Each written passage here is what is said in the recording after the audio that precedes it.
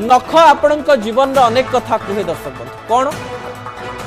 नख जदि हलदिया हो जाऊँगी आम डाक्तर को देखा जंडिस कि ना नख जदि धड़ा पड़ जाऊँगी अनेक रोगर लक्षण देखा मिले नख जदि फाटी जाऊँगी आपण शरीर में पोषक तत्व ना एक कथा जना पड़े किंतु कण नखा जिते बड़े हुए आम इग्नोर करदे मोर शेष विषय उपर आपणकर दृष्टि आकर्षण करदेवाई चाहिए शेष विषयटी हूँ कण नखारू कैंसर सिंगापुर गोटे कहानी आपण निकट रखी जड़े व्यक्ति कण नखा है एवं कण नखा हेबा परे एई व्यक्ति जनक डाक्तर पाखक न जाए यूट्यूब रे विभिन्न वीडियो देखी हाथर कण नखारे विभिन्न पत्र व्यवहार कले गरम पानी रे ताकू किछि दिन रखिले नेल पॉलिश लगाइले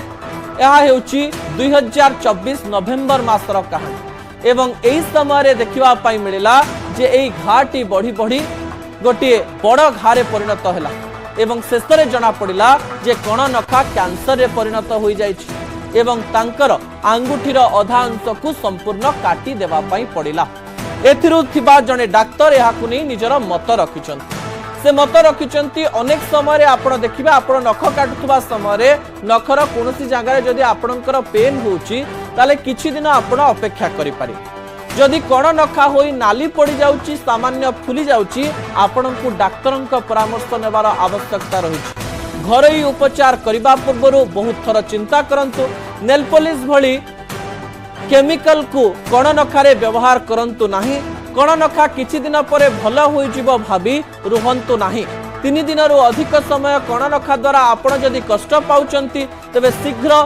आपणक पाखरे थिबा डाक्तरखाना को जांतु एवं चिकित्सा कराई नियंतु कोनोसी छोट विषय को आराम रे छाड़ी जीव भाभी केबे रुहंतु नाही ता आपणक पई भविष्यत रे विपद सृष्टि करि पारे तो कण नखा हेले जदि अधिक दिन पेन होउची बा कष्ट होउची ताहाले आपण माने डाक्तरंक परामर्श नै तार चिकित्सा करि नियंतु कण नखा विषय रे कहूची भाभी अनेक लोकंक मन रे हस आसु थाई पारे किंतु छोट छोट विषय केतेबेले आपणको बड़ गोटी रोगर कारण पलटि जीव एवं आपणक जीवन प्रति विपद आनिदब आपण से कथा जानि नाहंती तेणु यही विषयटी